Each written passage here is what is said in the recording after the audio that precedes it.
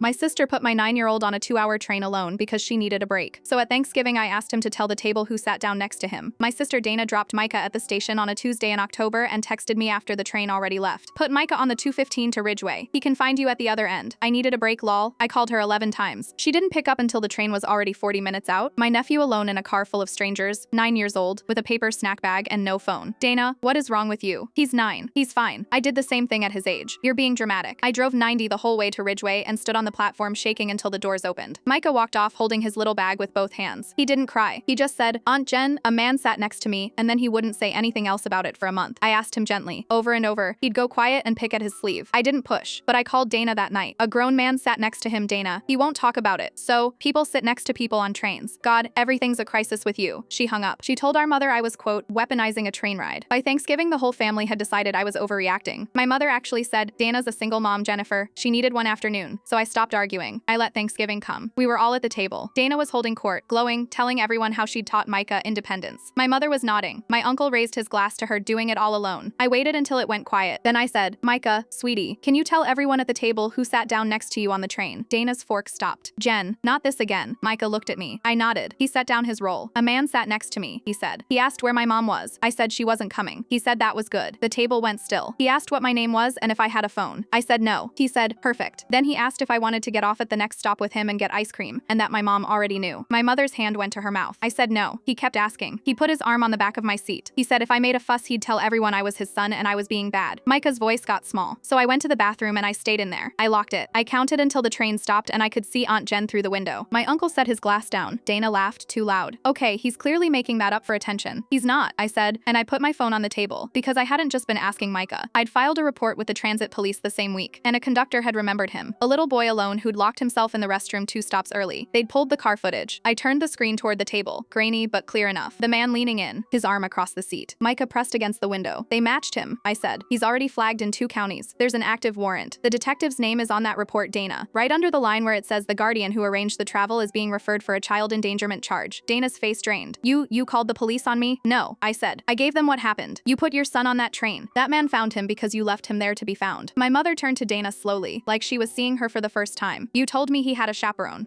You told all of us he had a chaperone. Micah had climbed into my lap by then. Dana was looking around the table for one face that would take her side, and there wasn't one. The detective called me the following Monday. They'd picked the man up, and when he asked how a 9-year-old had gotten away, I told him the truth that Micah locked a door and counted, because the only adult who was supposed to protect him had gone home for a break.